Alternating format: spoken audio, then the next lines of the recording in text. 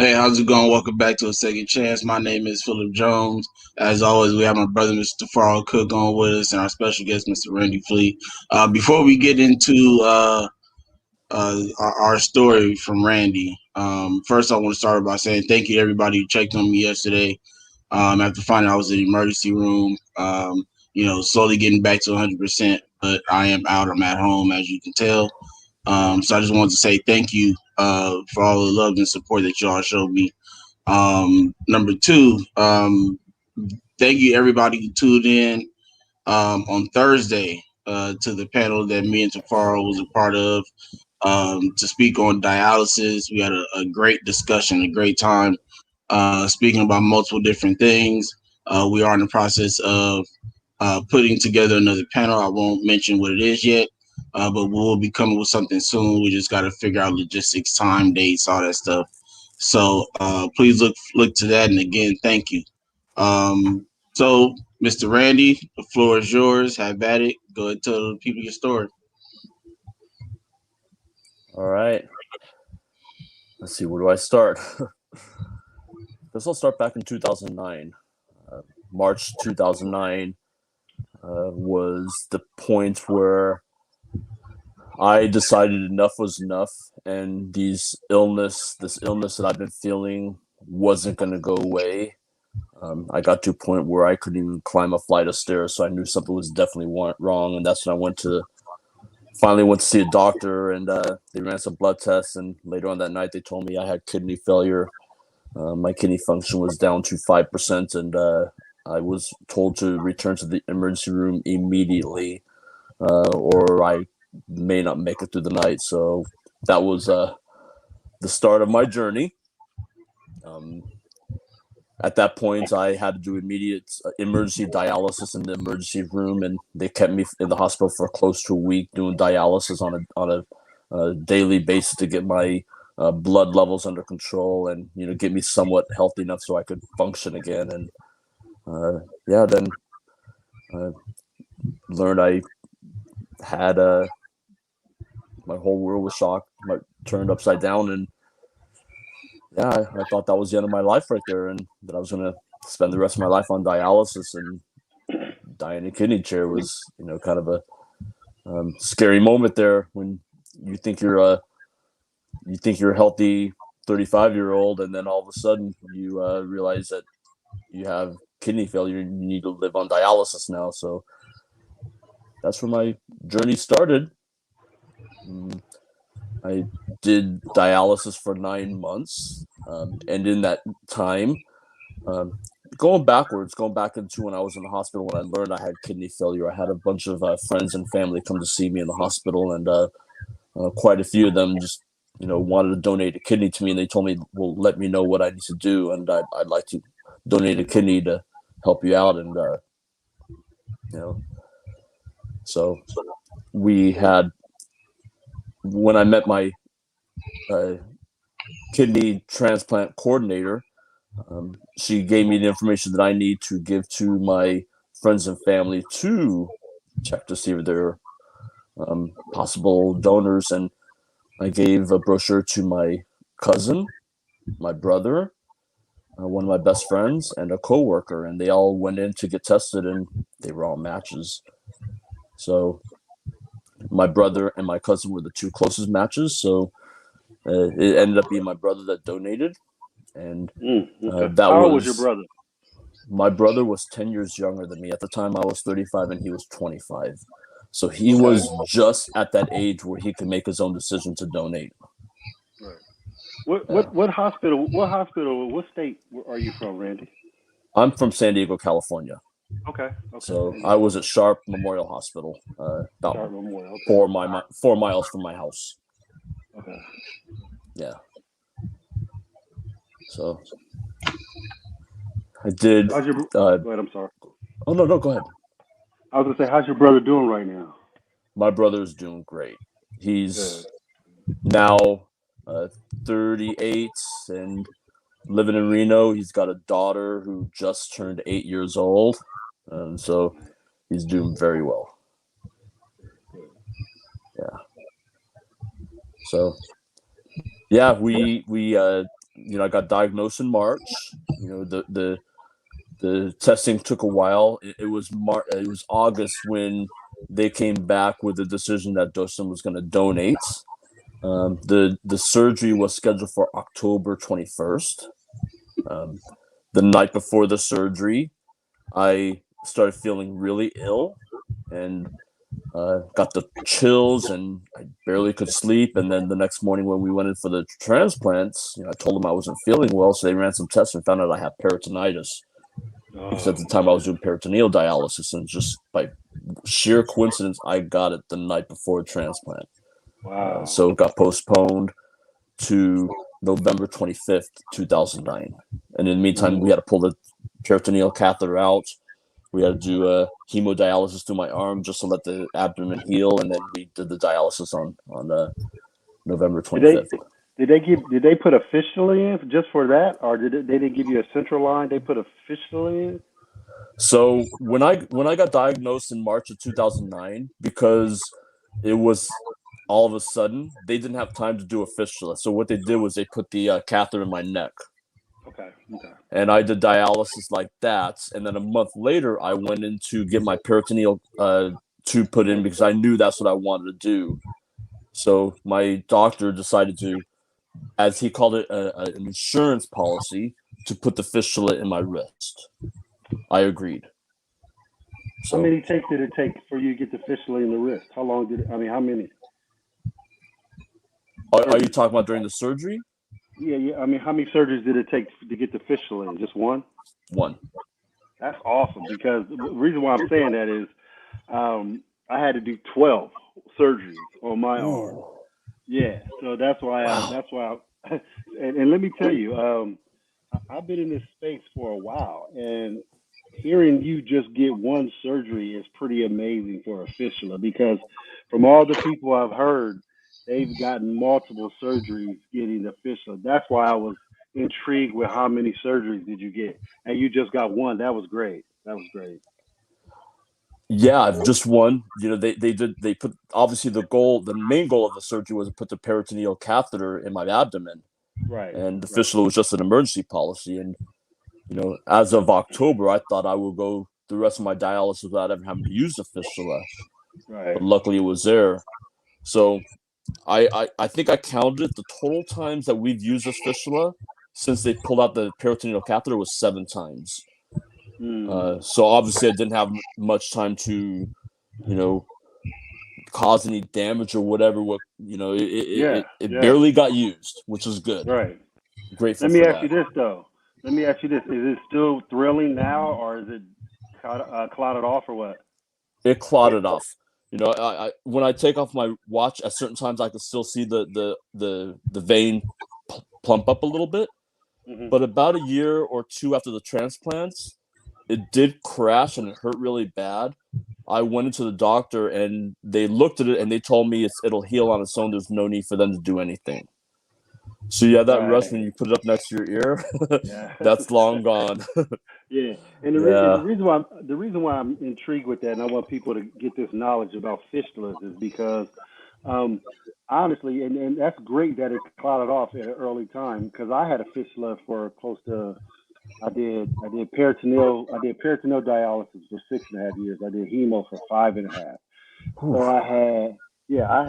I had the fistula in for 6.5. Then after my transplant was in '07, my fistula kept on thrilling for 5 years. And when your fistula is still thrilling, it does make your heart go harder. So when it Yeah. clots off, yeah, so when it clots off, you get a better, you feel better and everything, and the heart slows down into a better rhythm. So that's why I was, asking about the fistula.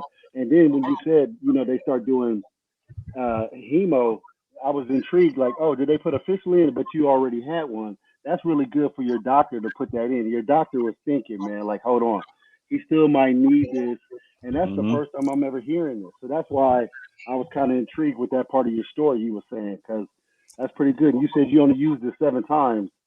That's remarkable too, man. That's good.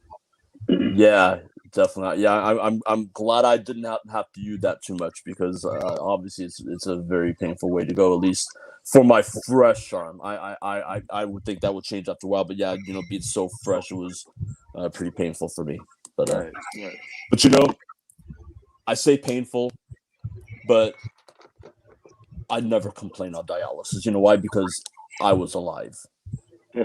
So Right there.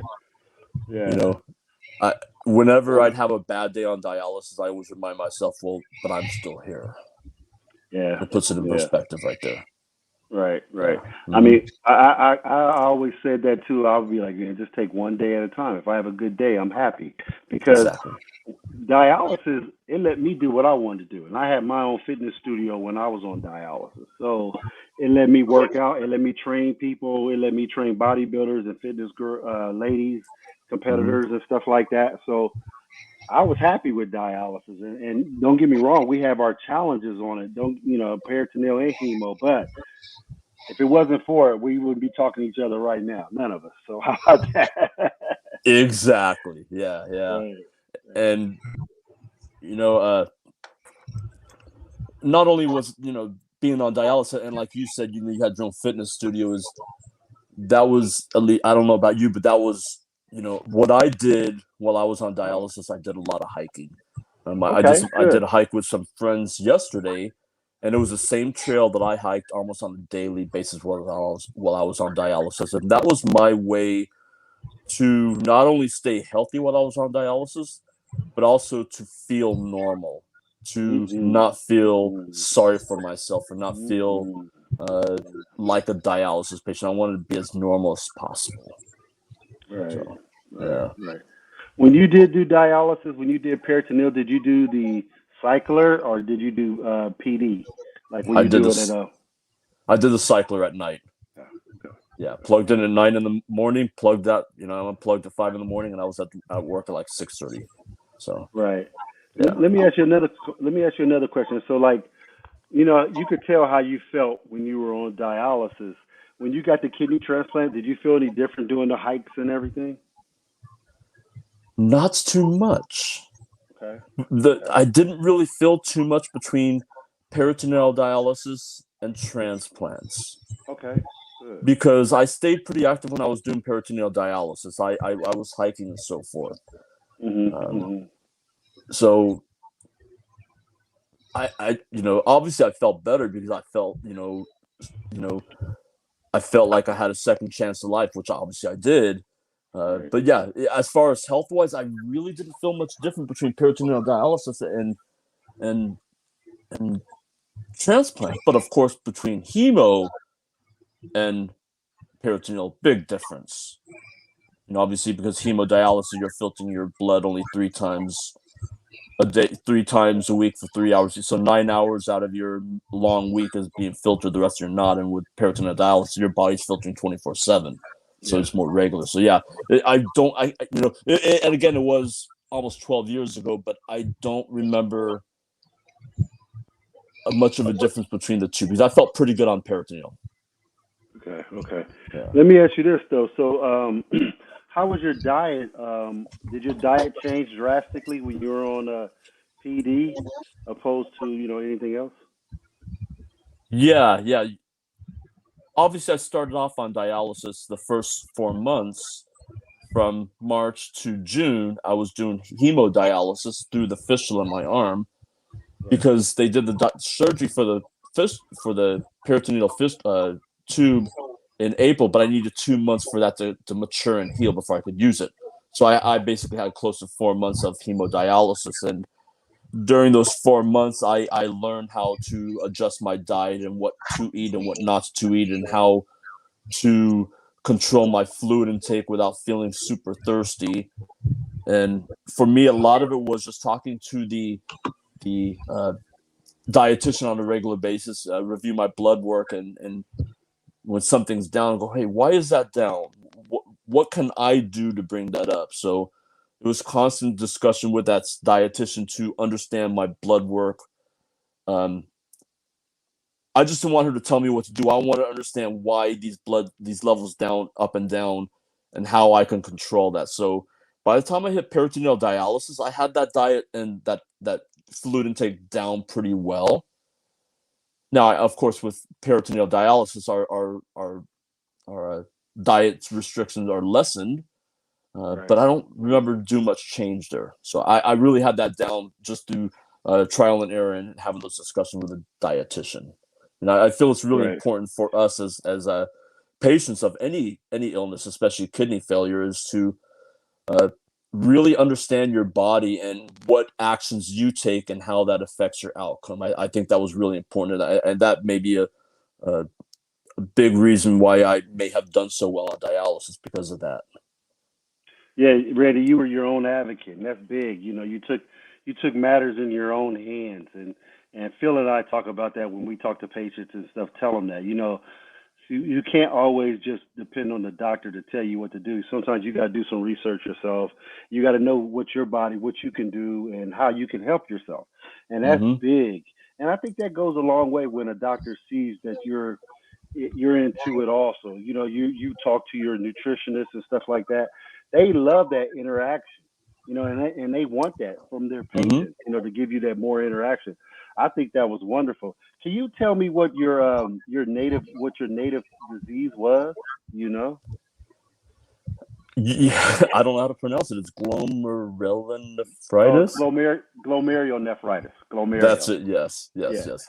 Same I, one I had. Me as well.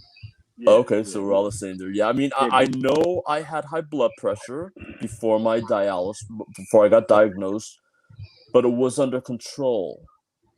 Uh, and just what I know about myself is, from what the doctor told me, was this is a kidney decline that could have been going on for a very long time, and I just didn't know it. Thank you. Yeah, but Yeah, there's it was. no. Go ahead. I'm sorry. It was going on for a long time. That's exactly what I was told too. So what's amazing is it's probably going on a couple years, but you were such a strong guy. You just kept on doing what you was doing, just living a life. And it sounds like you were in shape already. So, sometimes when you're in shape, it kind of masks. But when it got just too bad, that's when you had to go in and see what was going on. So, Yeah, pretty much. I remember going on a bike ride one day, a couple months before I got diagnosed. Before I actually went in, I just remember my bloody nose just wouldn't stop. I just kept riding. It's like I'm mm. gonna just push through this. This is my stubbornness that I had. Yeah. It could be a curse sometimes. It could be bad and good that we're like that. Like Phil was an athlete. Phil did all uh, these things too in the same way. I played college football, and that's where I got sick. I was right there on the field, literally on the field, got sick, and my story goes like that. But uh, you were just that guy, like no matter what, I got to keep going, and you persevered, and then you found out what was going on. How old was you in '09 when that happened? How old was you at the time? I was 35 when I got Okay, diagnosed. 35. I'm 48 now. Yeah. So Hmm. yeah, I think probably it might have started happening like at 33, and you just didn't Hmm. know. Because Yeah, that's it how could be. that's how yeah, that's how glomerulonephritis works like that. What you're doing nowadays? Uh, for work, I work No, for. I'm sorry. no, go ahead. Go ahead. Just tell me. Yeah. For work, I'm a government account manager for an industrial supply company, and I Okay. cover the Navy. Okay. That's my work. I've been with the company for 17 years. They've taken good care of me even during the time of dialysis, so they've been very supportive. Fortunately, I had a really Good. good company there. Good. Other than that, my big thing right now is uh, just staying fit, mainly running. Also swimming and biking and trying to get into the triathlon world. But um, when I got diagnosed with kidney failure, and I was in the hospital. Well, not when I got diagnosed, but when was in the hospital recovering from the transplant. My nephrologist came in to see me the second or third day after the transplant, and I asked him a question like, "How long will this kidney last me?" And he told me something along the lines of, "If you take good care of yourself, you can get 20 years out of this kidney." So I decided I want to write this bucket list of 20 items of that I've always talked about doing but never did. We all have those things we talk about doing, but we never take action on. What a lot of us do. So one of those items I wrote on my bucket list is I wanted to run a marathon. I've never been a runner my whole life. I've never. I was an athlete in high school. Uh, Running. I think the extent of my running before transplant was maybe as a kid playing hide and seek or whatever. So it was never my thing.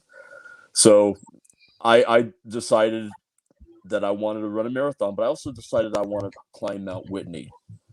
So Mm. the first thing I want to do on my bucket list was climb Mount Whitney. So we all started training, me and three friends, and we peaked Mount Whitney 8 months after my transplant. It was August of 2010. So when I got off Congratulations. the mountain and got home, I said, okay, what's next on the bucket list? Okay, let's train for a marathon. So I bought a pair of running shoes at Sport Chalet or whatever it was, and I found a Couch to 5K program, and I started from there. So I trained the 5K, then I found a half marathon training program, and I did that January 2011, which is 14 months after my transplant. I did my first half marathon. Then a year and a half later, that took more training. Then on my 3-year transplant anniversary, I did my first full marathon in Seattle. And at the time, I kind of fell in love with running. So I've achieved my goal of running the marathon, and I was going to cross it off my bucket list and attempt the next thing on there. But I like this running thing. I love the clarity. I love the solo time. Getting out there on a Saturday morning and going run for 2-3 hours, and nothing but me and my music and my mind. It helps me sort things through. It's something that was I just love running in so many ways, and it definitely helped me out in other parts of my life too. So I decided, well, man, why don't I try to run a marathon in all 50 states? I don't think a transplant recipient's ever done that. So that's what I try to do. I just wanted to do one in all 50 states, and as of now, I've done 28 states.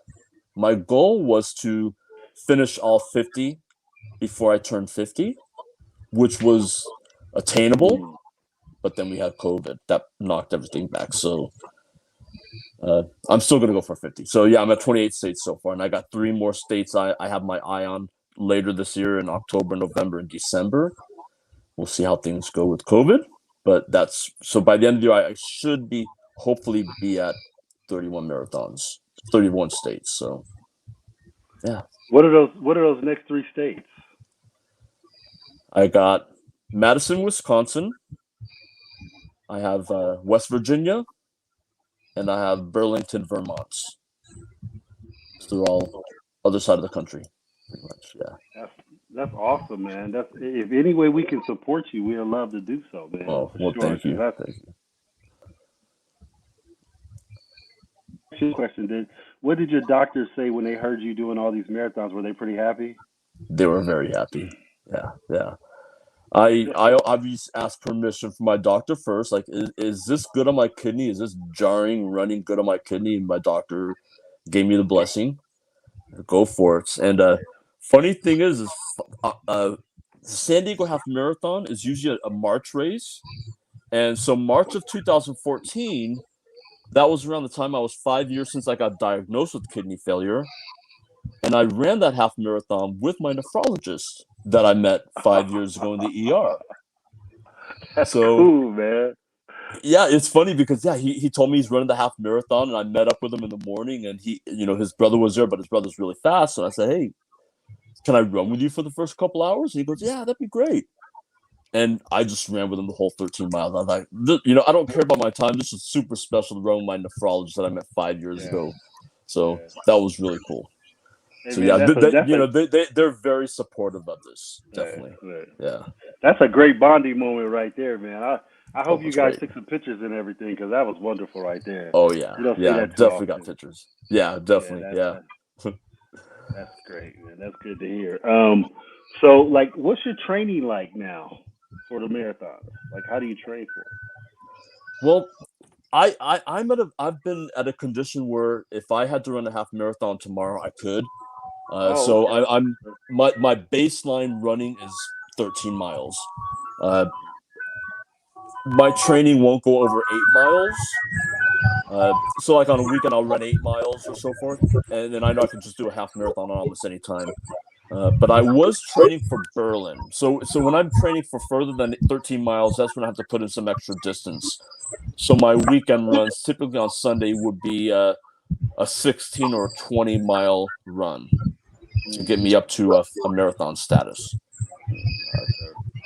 So my weekday runs right now, just to maintain for half marathon is 3 miles a couple days a week, 5 miles one day a week, and then a longer run on the weekend. So that all kind of doubles during a marathon training where I would do 5-mile runs and an 8-mile run during the week, and then 16 or 20 during the weekend. Yeah, that's nice, man. When you're running that much, is your calorie intake pretty high? Yes, definitely. Yeah, if I'm doing a 16-mile run, I'm easily burning 2,000 calories. So that's like I've earned an extra meal right there. Yeah. Right. But the big curse with runners is after running makes us so hungry, so sometimes we eat more than we burn. So it's sometimes it's hard to lose weight because you're burning too much. Yeah. But, yeah. That's awesome, man. So do you have part? Phil, was you saying something, Phil? No. I actually was about to send you a message in the chat and just I was going to try to put in a commercial like 30 minutes. You're like 2 minutes out. Ahead. Go ahead. All right, I don't want to interrupt. That's why I was like trying to just send it real quietly and low key. Like we in class or something, and you like slide over and know, like, hey man, read that real quick. Yeah, because I didn't want to interrupt your conversation for sure. So y'all can continue to hit 30, or if you want to do it now, it's up to you guys. You can do it now. It's fine. We'll take a break right now, Randy, and then we'll get. All right, sounds good.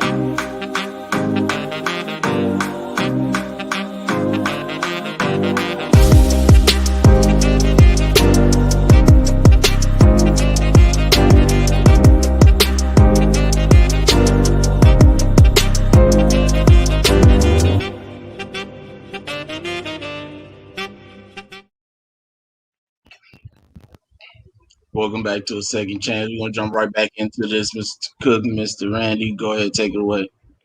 Yeah, Randy. So I wanted to ask you because I was intrigued. I run, but I don't run as nowhere near as much as you do. So, like, what mile marker do you get runner's high when you feel like you could just go forever? Mile 8, about mile 8 is where I feel that the first mile, no matter who you are, the first mile is not good. It's the first mile sucks. Second mile sometimes can suck. Third mile is like, okay, I'm finding that groove. I'm finding it by 6 to 8 miles. I found that pocket where I just could just keep going. Yeah. So That's good. That's good. yeah. I know about that because my dad, I uh, I on the hand, I was more of a sprinter, but my dad he was a runner, man. And what was crazy is when I went with him, he didn't jog, he ran, and you know what I'm talking about. It's a difference. Yeah. Uh-huh. Yeah. So probably somebody like who starts off here and says, "I'm gonna go with you." They thinking you're jogging. It's really a run. So Exactly. Yeah. It's you know I'm not. I wouldn't say I'm fast, but I don't care about that. Uh, Typically, if you look my like fast from a race, I'm somewhere in the middle pack. mm, But lately, I'm starting to get a little faster. But good. it's not about that for me. I don't compete with other people. I just compete with myself. I just want to do better than last time. But what's more important is that I'm able to do it. Right. So I look at that medal or whatever. It's like, yeah, great. I'm glad I did it. But you know what? I should, I wasn't supposed to be alive right now. So the fact that I'm alive and I'm healthy and I'm doing this, that I just love it. You know. I think that's motivating in itself, man. To Mm-hmm. hear you be a warrior like that, a marathon warrior for sure, man. That's awesome, and for everybody out there listening, going through whatever you're going through, listen to these stories. I mean, they motivate me to want to get out there. Like, okay, I got to lift more. I got to do something because I'm inspired by hearing your story. So I know everybody else out here is definitely inspired to hear your story too. Phil, do you have anything? Or are you good? Um, no, I just got to say your spirit is a lot higher than mine when it comes to this running thing. And even when I had my transplant, I did. I finished my last year in high school. After I had my transplant because I had my transplant my second semester senior year. So um, I made a point that I would go back to finish. Well, I had the opportunity because I was a year younger, so I Mm-hmm. started school early, so it put me in a position to be able to do it without having to go to adult school and all with go to class with all the people who didn't get to graduate. Unfortunately, I'm not going to crack no jokes in this moment in time, but Mm-hmm. um, but I ran cross country fall semester my senior year after I returned, and it was not something that was planned for me. Right? Honestly, I was trying to go back to football. That's kind of like my heart is like between track, doing sprints, and football. So that's where I was trying to go. So I've had all these, having all these emails and conversations with the commissioner of the city section and things of that nature, and they decided not to give me hardship for my senior year to play again. So I said, well, since they ain't gonna give it to me for this, I'm gonna go ahead and try something else. Was gonna do basketball. I'm like, nah, so I'm gonna go ahead and do cross country. The cross country coach was also one of my track coaches. So, um, she was like, sure, no problem. Sign all the paperwork I need to sign and got a, physical done from my doctor and everything like that. And got an okay from the city for that. So I was like, all right, well, let's do this. Little did I know that the route that we do running was at a park called Peck Park. Now, Peck Park is not a normal park. Okay, Peck Park is when it comes to cross country is like a forest, a canyon, and a hill all in one. Mm, So when you start off, you look like your running's gonna be on where everybody else is, and passing the monkey bars and everything. Right? Nope. You immediately go into this area that looks just like a forest. It's got little creeks and stuff, and a billion trees, right? You come out of, you come around the backstop, and you end up in this canyon. You got to go down the canyon on this little small trail. If you trip, you're done. Like that, like small like that, right? So once you come out the canyon, you come pretty much face to face with what we call the triple hill, and it's exactly what it sounds like. It's three hills in one, right? So what everybody does, which I don't see how at the time, like I said, I was a senior, so I'm talking to other seniors at other schools, and at this time, I think we had like three leagues running at one time, right? But they're all running against people in their own league. So if another person in the league beat you, it didn't really count because they're not in your league. So I'm talking to all these other seniors, and I'm watching, some of them run because sometimes they'll split it up, and they all do the same thing. And I'm trying to figure out, how do you not understand how to run this hill after running it for 4 years? Because most of these people have been running since ninth grade, you know, and they all run this hill the same way. They start off 1,000 miles per hour, going up the first hill. Then they speed kind of cuts in half on the second one. By the third hill, they're walking. Mm-hmm. They don't have a chance. They're walking. They're like, man, I'm tired. I'm walking. I'm like, after the first time I did it, I looked and I watched and said, how do you not know to go the opposite way of doing this? Like, why would you not jog at the beginning and then kind of increase Mm-hmm. on the way up, right? Nah, Yes. they all want to do it the same way. And by the time they get to that third hill, they all walking like this and, hand on the heads. And I'm like, y'all, I'm sorry. Like, I now listen, I'm not saying like I can do it because I could not run the whole thing, in one shot.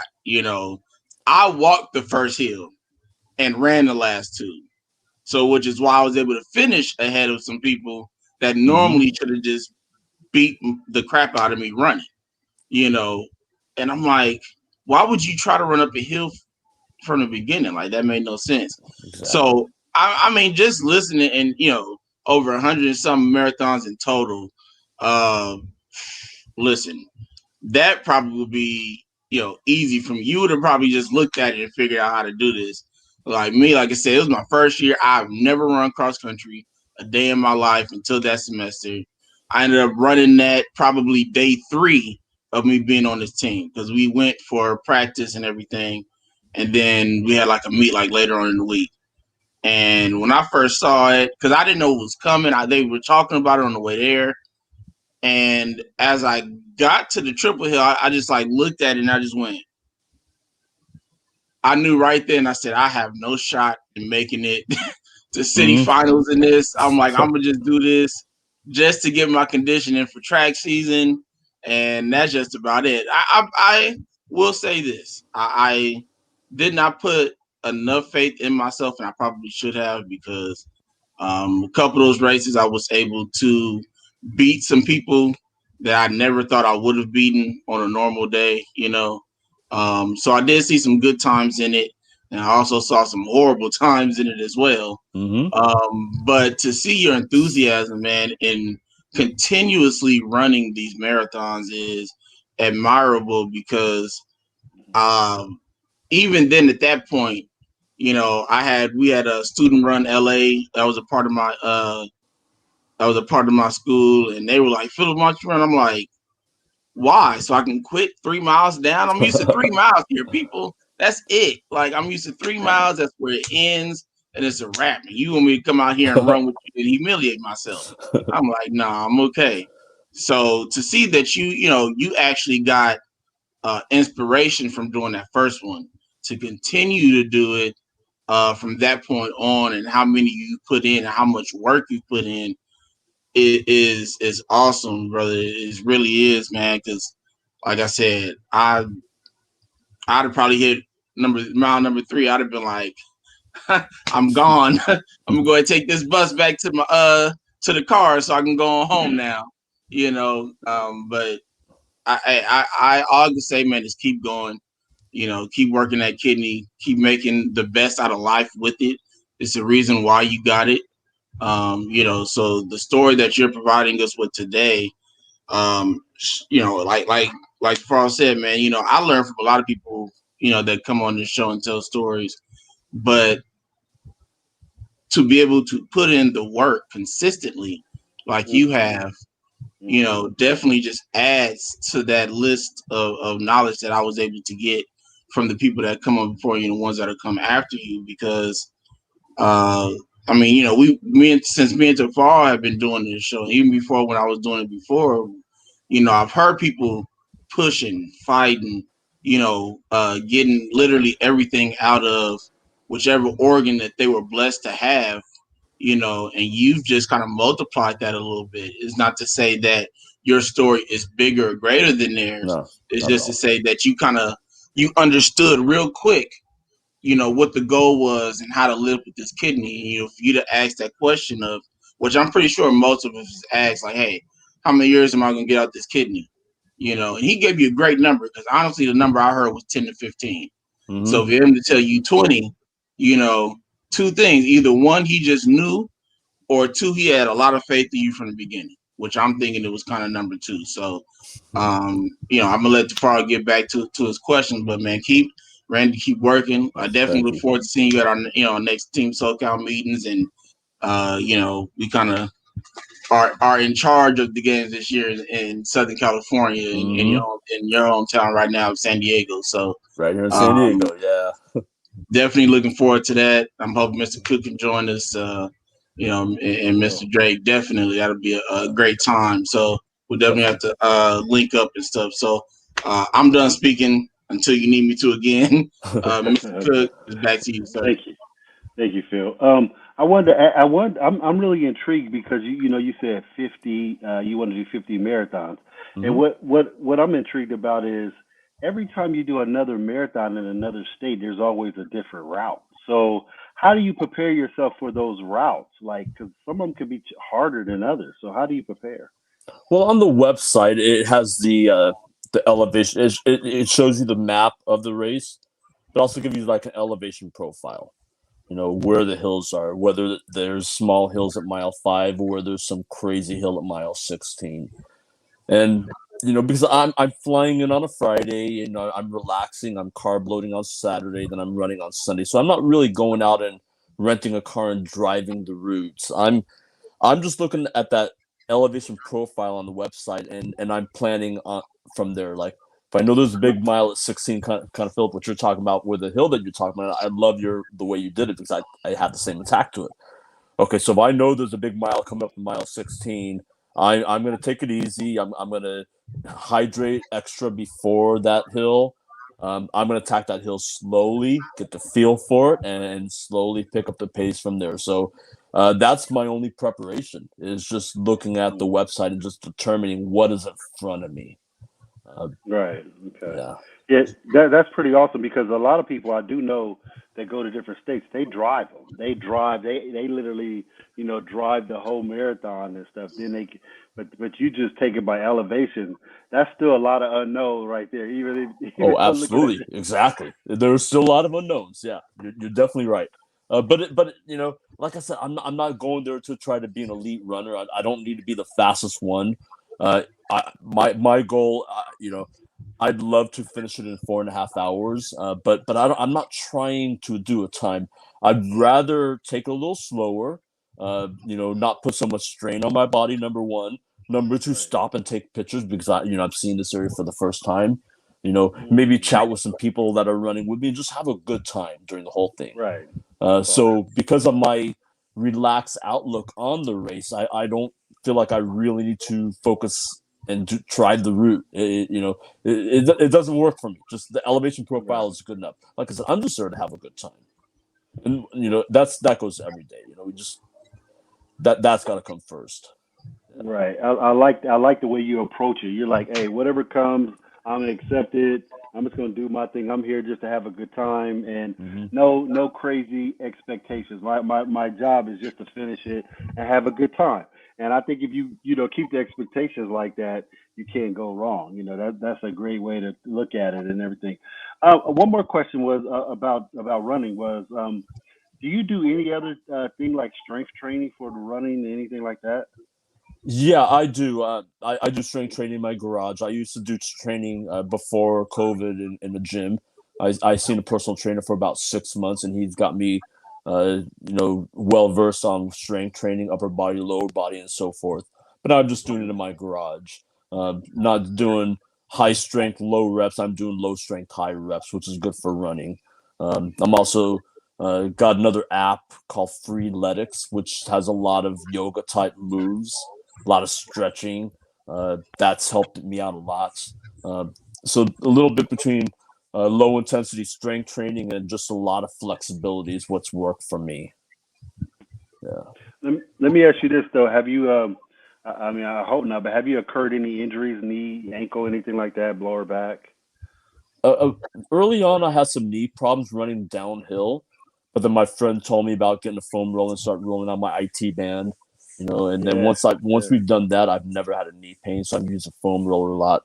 But I've had plantar fasciitis a couple times, and Hmm. that slowed me down a little bit. And right now, I do have a sore big toe, and I think that's from the compression sock from the plantar fasciitis. I'm working through that right now. I haven't ran for a week. I'm trying to let it heal a little bit, Hmm. but nothing major that's really stopped me from running. The only little minor inconveniences I've had is just slow me down for a week just to recover. So Okay. fortunately, I'm doing pretty good.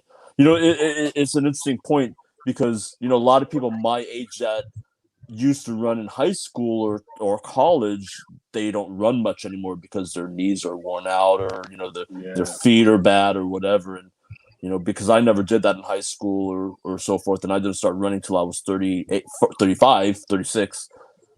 Maybe I've got fresher knees for my age at 48 right now because I haven't been running since I was 15. So maybe I have that going for me. I'm not sure.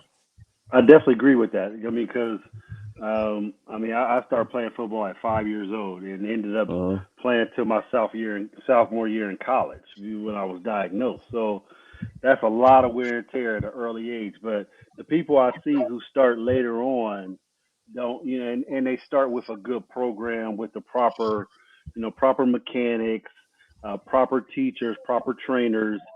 Your body can go a little bit longer because you didn't have the injuries when you were younger. That's pretty awesome. But let me mhm. let me ask you let me ask you this though. How is it like your recovery on the next day? How do you feel like after you do a big marathon like that? My recovery actually works pretty well. If I'm doing a long run on a Sunday, which I normally do, Monday's my rest day.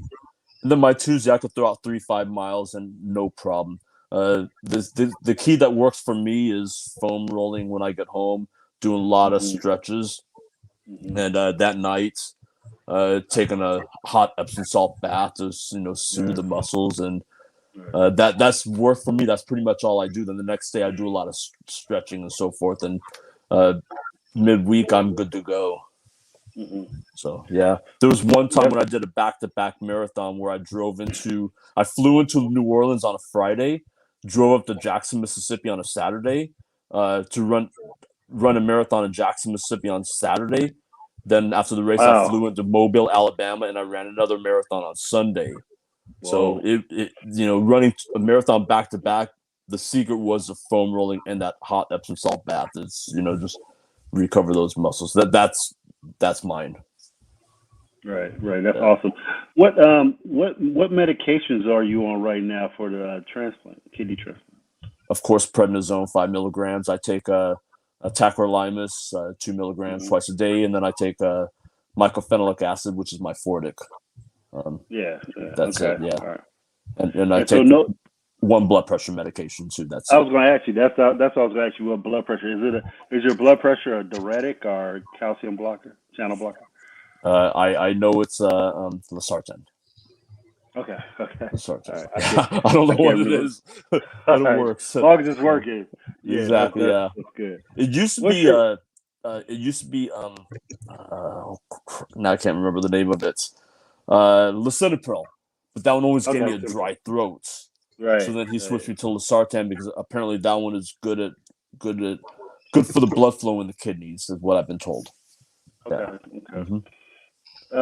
It was another question I was going to ask you about that was Uh, Dang, I lost my train of thought. Yeah, it was on your medications. As far as so how much water are you taking in a daily though? That's all I was gonna ask. Hmm. I have a big 32 ounce. I'm filling that up 2, 3 times a day. I'm gonna guess between 3 and 4 liters a day. Okay, okay, Yeah, okay. which is about a Yeah, gallon, up to a yeah. gallon a Four day. is a gallon. Yeah, Four is a yeah, gallon. Yeah, hmm that's cool. yeah. So what will you be doing for the transplant games? What would be your sports and transplant Well, games? funny thing is I'm also training. I also want to get into the triathlon world. Yeah. Swimming is Okay. my weak spot.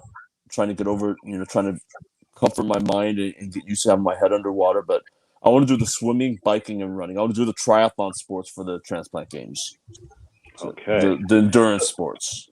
That's nice. Yeah. That's cool. hmm Have you been training all for those could to get into triathlons? Have you been training for them already? Yeah, I've been training for them. Yeah. I've got membership for the YMCA and doing lap swimming a couple days a week. Although it's been a few weeks since I've been there, but that's typically a normal. I got to build out a training program again, but yeah, YMCA lap swimming. But what I'm looking for right now is I'm looking for a swimming coach, someone Hmm. that could give me feedback. Because I took a lesson to learn, uh, teach me how to do proper form. That was about a year and a half ago when I started swim training. But since then I've been doing it on my own. So I need to get a coach to kind of get me back on track and kind of give me feedback. I have a question right here. Someone asked me to ask you a question. She says, "Do you run every day? And two, are you on a special diet?" No special diet. Um, I don't like to eat red meat. I don't like to eat spicy foods, and I don't like to eat very greasy foods because those are the foods that slow me down. You sound like Everything I me. eat, I think about that next run I have to do, Right. and try to limit my meats. If I do, it's white meats. Hmm. Um, but yeah, no. Maybe that is a special diet, but yeah, avoid the red meat, avoid the spicy, and avoid the greasy.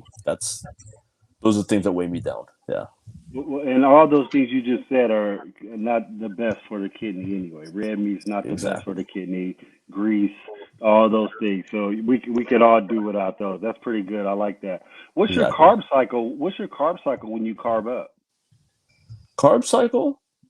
Uh, 2 days before a long run, I may have some rice with like a rice bowl or something like that. Then the day before the run, if it's 8 miles or more, I'll have some pasta the night before.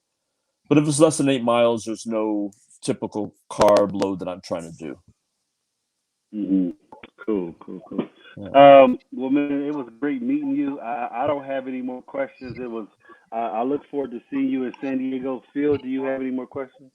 Yeah, I do have two questions. One question is, what's your in between periods like? So, let's say if you ran today, what's the time difference between today and your next race, and what would that time consist of? Like, what would you be doing between in between those two races? Well, going back 2 weeks, one weekend I did an 8 mile race here in Balboa Park. Then the following week I did the half marathon. So with that, I I took the 8 mile races on a Sunday. Then I rested on Monday. Then Tuesday, Wednesday, I kind of slowly ran, uh, not too much. The training program I follow is called an 80-20 program, where it basically states that 80% of your running should be below your lactate threshold, and then 20% of your running should be above that. So most of the running should be at a nice, easy pace where you can still have a conversation. Every run isn't about going at a sprint and just run full force because that's typically not very beneficial to help you improve. So you really get your improvement by running slower and taking it easy. So most of my runs aren't very fast. Not compared to my race pace. Yeah. Okay. My second question to end is the one question I ask everybody, which is, what would you want the people who are watching now and the people who are watching later in the future to take from your story today? Well, when I got diagnosed with kidney failure, when the doctor came in and told me that I was diagnosed with kidney failure, I really thought my life was over, and I went through about 24 hours. I was just super depressed. I didn't want to hear anything from a doctor. There's nothing anybody could say to cheer me up. I really thought my life was over, and here I am, 12 years later. Health, I can still say this to this day. I feel like I'm healthier today than I was when I was 18. I feel like I'm still the healthiest person ever. Mm. And my what I would tell anybody that's on dialysis or maybe looking at transplant, they're sick, is just kidney failure doesn't mean your life is over. Um, Take control of your health, have a positive attitude, and really try to make the most of your illness. Um, Kidney failure doesn't mean your life is over. You can just still do so much with your life. Just give them hope, if anything else. Definitely, definitely. Mr. Cook, you have anything to end with?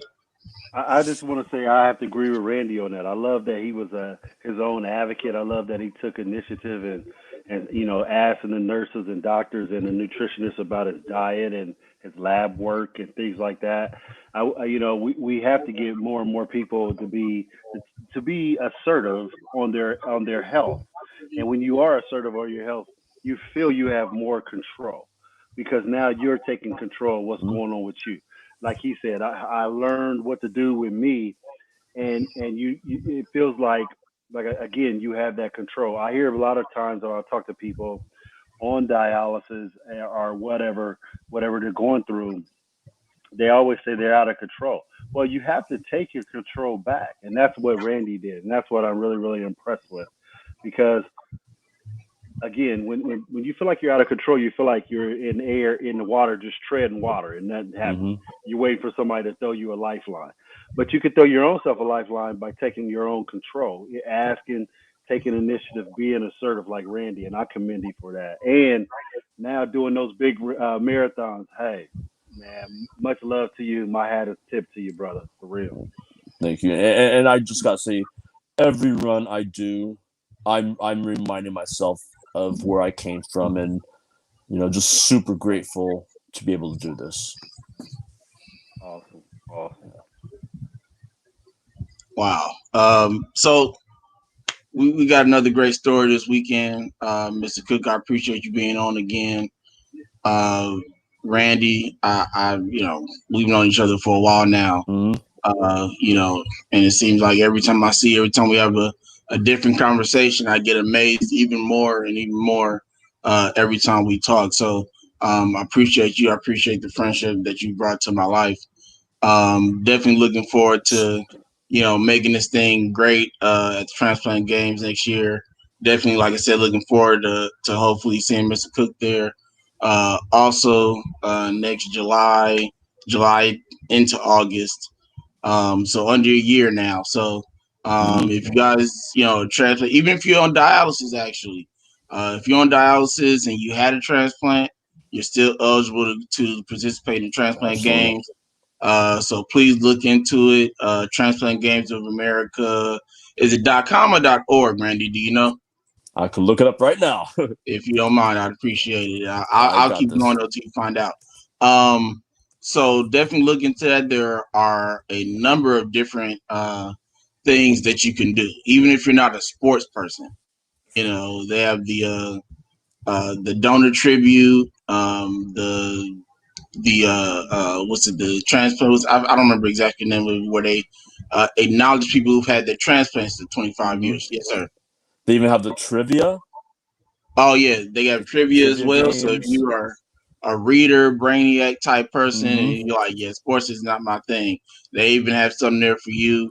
Like I was saying, they have something where they recognize people that have had their transplant Mm-hmm. 25 years, quarter century club. I'm sorry. That's right. where they tribute people who've had the transplant 25 years or more. And you got it? Yeah, it is transplantgamesofamerica.org. Okay. Yeah. Yeah. So there you go. Transplantgamesofamerica.org.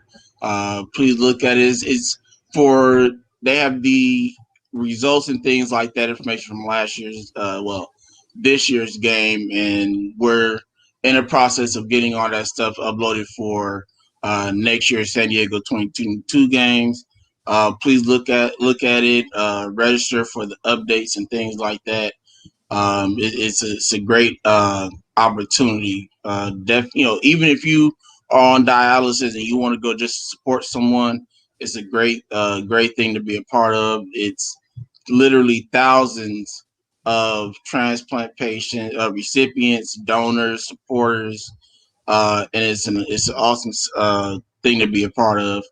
Um, Again, like me and myself and Mr. Cook are in the process of speaking to our other panelists about another roundtable discussion to be part two of what we just did last Thursday, which was an awesome conversation on current and past dialysis situations, things we've been through, information that we know, or even information that we were trying to find out that we were able to find out from each other. So um, please go back and rewatch that discussion. It is on YouTube and on Facebook as well. Next week, we actually have another Team SoCal family member Albert Jones who will be joining us next week. I'm sorry, yeah, next Sunday, which is another great person that I was able to meet a part of the transplant games actually. So please come back next week, join us. And then the week after that, we actually have Shane Blanchard, who will be on with us in 2 weekends. So two great weeks coming up. Um, Actually in the process, I'm gonna go ahead and throw this one at you now. I'm in the process of actually getting my dad on here to tell his side of the story between the two of us and me dealing with kidney disease and things of that nature, which I'll have Mr. Cook take the lead on, and also our brother Edward Drake, who will also be uh, the other co-host uh, for that interview. So we got some great interviews coming. We got another interview coming from Mr. Cook personally. That's going to be awesome. A great story that I know I can't wait to hear.